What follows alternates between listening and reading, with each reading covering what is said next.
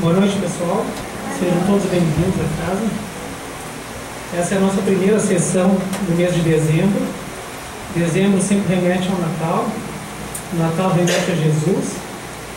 E sempre é oportuno relembrar algumas coisas sobre Jesus, sobre o Cristo, sobre a influência que isso tem nas nossas vidas, né? Então vamos aproveitar aí essa entrada do mês de dezembro para conversar um pouquinho a respeito. Primeiro, até porque tem muita informação, aí a gente no fim acaba se perdendo no meio dessa barafunda verdadeira, né, de informações, a ponto de se defender por um lado que Jesus sequer existiu, outro que existiu, mas foi uma pessoa normal como qualquer um, outro que Jesus é o Filho de Deus e aí entra numa categoria especial que nenhum de nós poderia alcançar. Quem foi Jesus? Jesus e o Cristo são a mesma coisa? Vamos dar aqui uma opinião, uma versão, né, que é trazida por determinadas correntes aí de estudiosos da espiritualidade, entre os quais as correntes espíritas, de Umbanda, também de teosofistas, de que Jesus e o Cristo não são a mesma pessoa. Jesus seria, nessa visão, o mais perfeito médium que teria encarnado aqui na Terra. E o Cristo planetário, a entidade espiritual arcangélica tão grande, tão enorme, que sustenta, mantém, fortalece esse mundo em que nós vivemos. Sobre essa concepção, todos nós estaríamos dentro, vamos dizer assim, da aura dessa entidade, viveríamos, nos moveríamos, teríamos a razão de nossa existência dentro dessa energia, essa força, essa entidade tão grande que seria o Cristo planetário. Eu não tenho alcance para saber tudo isso, mas eu acredito perfeitamente que Jesus, sim, possa ter sido o maior, ou um dos maiores, se não, né, pelo menos conhecido por nós médiuns, e que veio à Terra, encarnou a Terra justamente para manifestar na sua plenitude maior aquilo que outros já tinham vindo no passado fazer, que é ser um canal vivo desse Cristo planetário, intermediário, vamos dizer assim, em uma encarnação do Cristo planetário e da mensagem que esse teria para dar para todos nós. Isso teria sido feito antes por Buda, por Krishna, por todos os profetas falados e comentados que se tem conhecimento na história, mas teria se atingido então a plenitude através de Jesus. Não sei, mas eu acho que faz sentido. Se foi assim, Jesus então é um ser humano como todos nós somos. Veio aqui num patamar mais elevado, já na escala evolutiva, porque trilhou esse caminho antes de nós, mas é um irmão como qualquer um de nós. Ou seja, se ele alcançou as alturas que alcançou, nós também poderemos alcançar. E essa, na verdade, foi a mensagem que ele nos trouxe. Ele trouxe essa visão para nós. Disse que nós éramos deuses, que faríamos as mesmas coisas que ele. Mas ele disse também que ele não veio derrubar a lei que já existia. Ele veio confirmá-la, veio aperfeiçoá-la, veio trazê-la, vamos dizer assim, na sua plenitude. Ou seja, veio trazer na sua mais perfeita expressão a lei do cosmos. E isso ele fez através do Evangelho. O Evangelho, se lermos ele com cuidado, se lermos abstraindo determinadas interpretações ou colocações assim, que são da época, né, de fatos históricos, ele traz uma mensagem muito rica e que, na verdade, traz embutido nele todo o arcabouço, né, das leis, vamos dizer assim, que fazem esse cosmos funcionar. Inclusive as leis das físicas, da química, na verdade, lei de atração, lei de repulsão, lei de causa e efeito, lei do karma, a que se faz, a que se paga, tudo isso pode ser compreendido de uma forma espiritual e de uma forma material também. E Jesus não veio derrubar isso, veio só nos mostrar uma interpretação mais elevada, mais alta disso tudo e nos ajudar, digamos assim, a atingir as alturas que ele também atingiu. Então, se é assim, Jesus então não nasceu de uma concepção mística, misteriosa, assim do nada, como se diz assim simbolicamente na Bíblia, do Espírito Santo. Na verdade, segundo essa ótica, ele nasceu de uma mulher, como nós todos, ainda que num estado de pureza de espírito, vamos dizer assim, maior do que a maioria de nós, mas ainda assim um nascimento normal, teve uma vida normal, uma infância normal, com as suas angústias, com as suas tentações, claro que muito mais bem aparelhado do que nós, porque, como eu disse, trilhou esse caminho bem antes de nós. Então já estava num estado de perfeição, do nosso ponto de vista, isso é uma perfeição, mas ele certamente continua evoluindo, onde quer que ele esteja, nas alturas em que ele esteja, e veio nos trazer esse exemplo, então, de que qualquer um de nós, qualquer um ser humano poderia alcançar as alturas que ele alcançou. Isso é magistralmente explicado e contado na obra O Sublime Peregrino de Ramatiz. Para aqueles que têm alguma afinidade com esse autor espiritual, eu o recomendo, porque essa obra ela é fantástica, na minha opinião, por vários motivos, mas um deles em especial é apenas o seguinte: nunca vi numa obra, e tantas há, e eu li algumas, né, sobre Jesus, que desse uma dimensão tão humana a Jesus, ou seja, tão parecida conosco, e ao mesmo tempo tão divina, tão maravilhosa.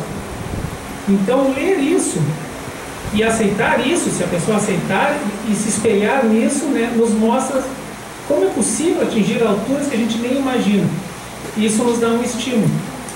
Claro que essas coisas são demoradas, levam tempo, sabe-se lá quantos milênios, quantos mundos, né, Jesus não atravessou antes de chegar na condição que chegou, mas então isso é apenas uma questão de tempo.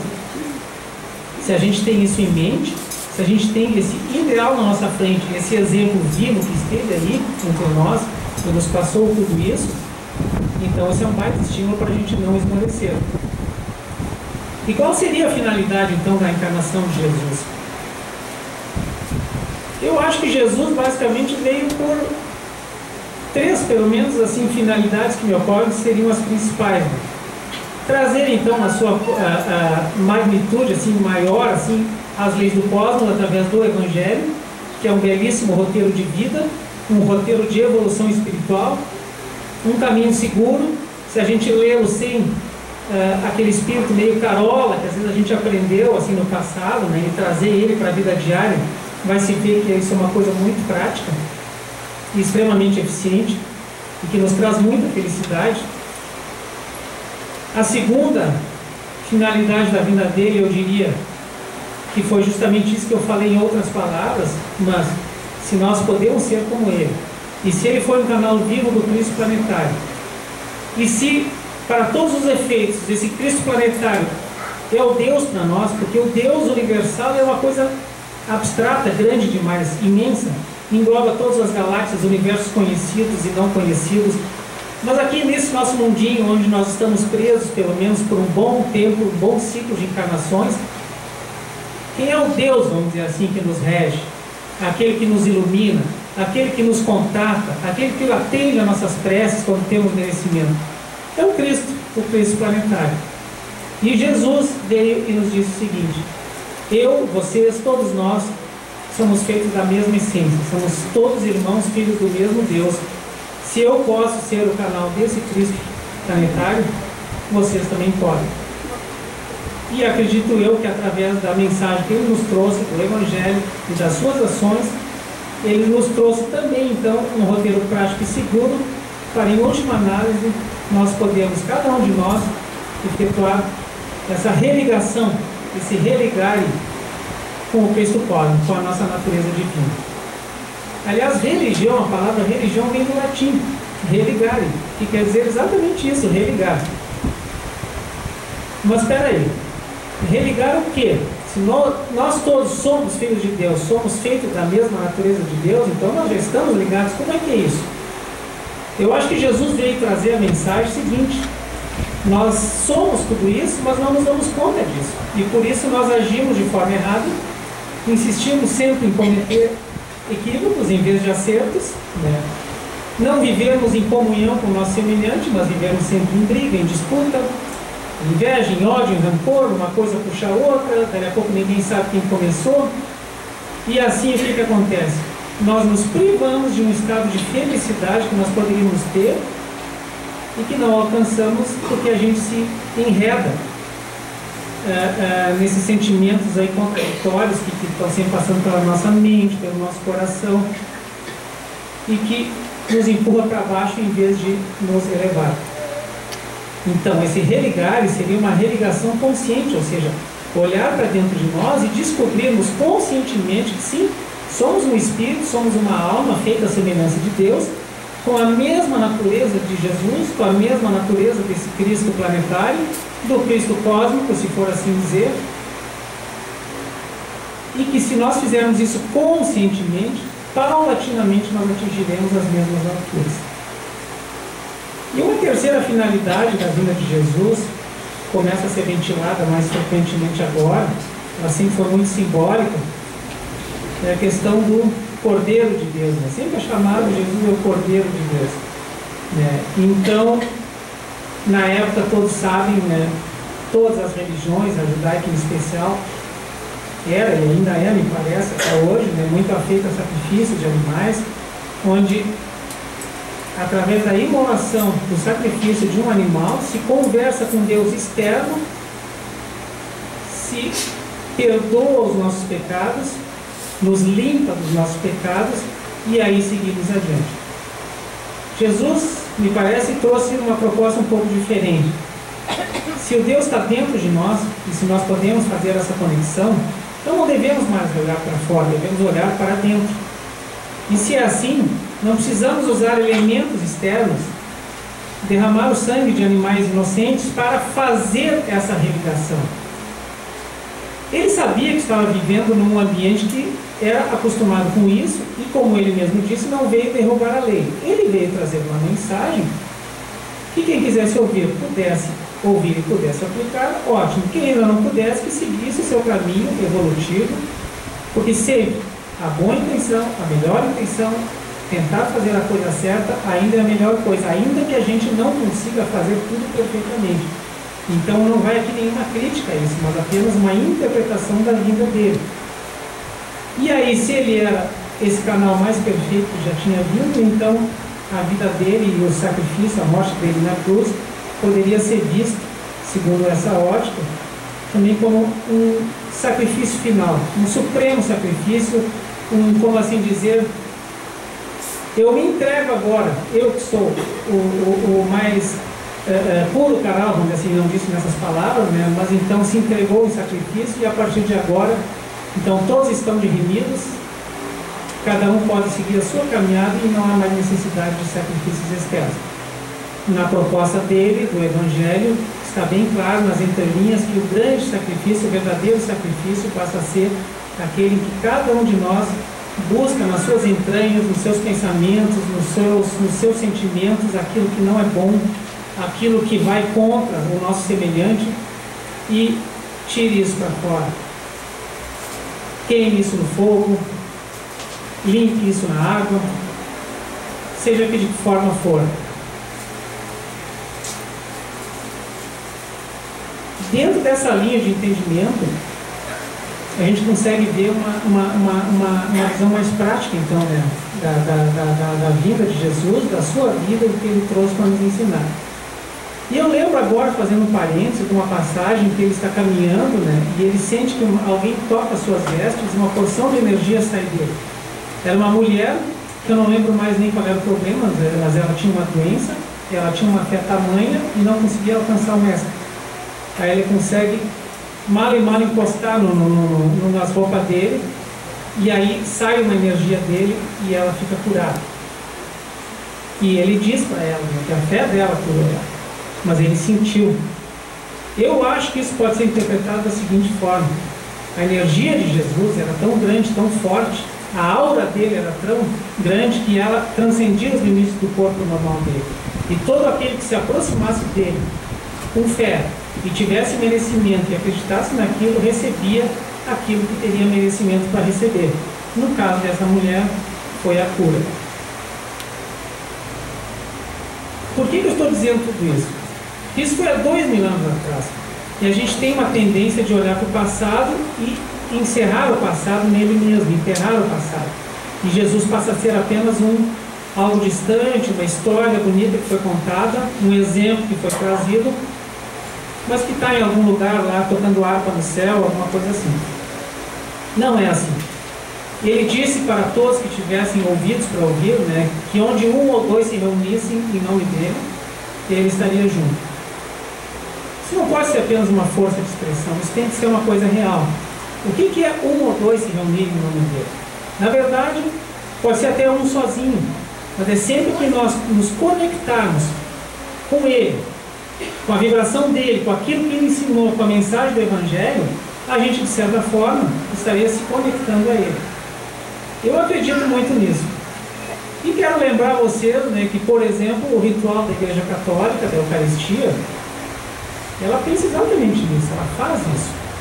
No momento que a hóstia é levantada e consagrada, no momento que o vinho é levantado e consagrado, ainda que haja um simbolismo ali, ainda que se fale corpo de Jesus, sangue de Jesus, naquele momento, de uma forma ou de outra, está se invocando Jesus.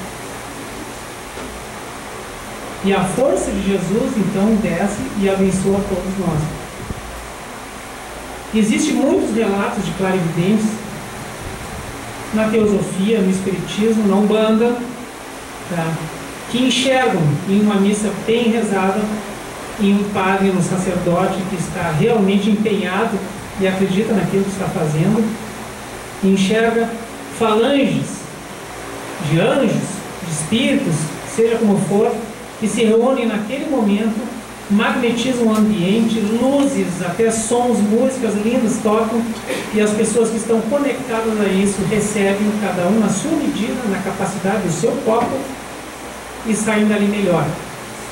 Existe então uma religação, uma conexão com o Cristo externo e o Cristo interno que está em cada um de nós. E é aí que eu queria chegar então. Como aqui nessa casa, por exemplo, nós fazemos o ritual de São João Batista, acendemos um fogo, e esse é o momento que é culminante na vinda das pessoas aqui. Não é quando eles vão ser atendidos lá dentro pelos médiuns, é aqui nesse momento, que nesse momento se reproduz, na nossa pequena escala, no nosso pequeno tamanho, os passos que Jesus deu quando chegou na margem do Rio Jordão, se ajoelhou aos pés de São João Batista e foi por ele batizado. E aquilo tem um significado muito grande, porque aquilo na verdade foi um ritual de iniciação. João Batista não iniciou Jesus, Jesus estava pronto. Qualquer um de nós, quando está pronto, a iniciação aparece. Mas foi um ato simbólico onde o Jesus humano, que estava se aprontando durante 30 anos para ser um veículo, um canal perfeito do Cristo planetário, estava pronto, e num ato simbólico, São João Batista derrama água sobre o ori, sobre a cabeça de Jesus, e ali se estabelece, vamos dizer assim, se abre o último portal, a última porta, né, e ele estabelece a conexão definitiva com Cristo cósmico. A partir de então, seguem-se os 3 anos da sua missão, do seu Evangelho, onde Jesus permanentemente está conectado com o Cristo. Cada um de nós pode fazer isso na igreja, no seu templo, ou aqui nessa casa, em escala menor, na medida das possibilidades de cada um. A gente chega aqui e mentalmente se ajoelha perante São João Batista, das falanges de São João Batista que vem nos socorrer nesse momento, que são falanges do Oriente, que é uma falange que vibra na vibração de Xangô. Xangô é a lei do cosmo e amor. A cor da falange de São João Batista sempre se associa com o rosa, que é a amorosidade. Então, nesse momento se estabelece uma conexão espiritual muito intensa. E se forma um triângulo de forças de indescritível potência. No ápice desse triângulo, numa das pontas, está o Congá desta casa. O Congá, que é o ponto focal das energias, da espiritualidade, das forças do magnetismo que eles trazem até nós. Congá, que é o ponto focal das energias doadas, cedidas por cada um dos médios que trabalham nesta casa. Congá, que é o ponto focal da energia, do ectoplasma, do agradecimento de cada um de vocês quando entra lá dentro e agradecem, se for o caso, por uma graça recebida ou simplesmente porque ele estava aqui. Se não agradecer, não tem problema da mesma forma, mas tudo que é bom, que é transmutado, que é doado, da assistência, dos médiuns, da espiritualidade que está aqui presente, compõe a egrégora desta casa. E o ponto focal disso é o Condado. Esse é um dos pontos do primeiro. O segundo ponto, e ele equivaleria, vamos dizer assim, ao Pai, nessa pequena escala, para nós, nesse momento, é como se fosse o Cristo planetário. Um segundo ponto focal somos nós, cada um de nós, equivaleríamos ao Filho, a Jesus, chegando às margens do Jordão para ser batizado por São João Batista. Aqui não temos águas, mas temos o fogo. E assim como lá, simbolicamente, São João Batista lava Jesus dos seus pecados, se é que ainda haveria algum, nós aqui temos a oportunidade de mentalmente arrojar esse fogo que queima, que também purifica, porque a água purifica, o fogo purifica, e nos prepararmos então para essa conexão, na medida das nossas possibilidades, mas sempre possível. E o terceiro ponto desse triângulo de força é justamente São João Batista e sua falange, que poderiam então simbolicamente aqui compor o Espírito Santo. Nesse momento, quem prestar atenção, quem fizer, haverá de sentir paz na sua mente, na sua cabeça, os pensamentos se acalmam e o seu coração pulsa e sente uma alegria que antes não estaria sentindo. Experimenta. Isso é a maior demonstração, ainda que numa pequena escala, dessa nossa religação com o nosso Cristo interno, de forma consciente, e com o Cristo planetário. Porque Deus é alegria, Deus é felicidade. Não há sentido numa vida infeliz. Nós a fazemos infeliz, mas não deveria ser assim. E nós temos o direito de ser felizes nessa vida e não numa próxima vida que talvez nunca chegue. Só que temos que ter a consciência que essa felicidade, devido aos nossos erros, em muitas encarnações, ela vem aos pouquinhos. Ela vem em forma de pequenos momentos, que aos poucos, se nós formos perseverantes, vão se tornar momentos mais frequentes, momentos mais duradouros e, quem sabe, momentos mais intensos. Até que um dia, muito distante no tempo, chegaremos às alturas que Jesus chegou. Mas isso é possível. Devemos agir nesse momento, eu diria, como a criança que está aprendendo a andar. Jesus disse, venham as minhas criancinhas. O que ele queria dizer com isso? Me parece que seria que devíamos ser como a criança, no espírito puro da criança, que confia no seu Pai, confia, como seria nós então no nosso Cristo, no Cristo planetário, no nosso Cristo interno, e com a perseverança da criança. Ela está começando a caminhar, ela cai 500 vezes e levanta 501 vezes, e sempre vai tentando de novo. Ela não esmorece, e um dia ela aprende a caminhar e vai adiante. Que nós possamos fazer o mesmo, ter essa perseverança, porque o passado é o passado. Todos nós erramos, todos nós temos atos que nos envergonham intimamente, mas isso já passou. Devemos agora olhar para frente, para o futuro. Então, o errado não é propriamente errar de novo, pecar, usando uma palavra forte, assim, não devemos alimentar esse sentimento de culpa, mas ter esse sentimento de perseverança, de tenacidade. Vamos levantar de novo e vamos de novo. Fazendo assim, nós gradativamente, ano após ano, vida após vida, elevaremos o nosso tônus vibratório e chegaremos a um ponto melhor de evolução. E adiantaremos os momentos felizes que nós temos adiado tantas e tantas vezes. Eu sei que isso não é fácil para nenhum de nós aqui, mas quem for sincero nisso aí, na perseverança em buscar isso, vai ver que vai ter essa recompensa. Pequenos momentos que poderão virar um dia grandes e duradouros momentos. O meu recado era esse. Eu convido todos agora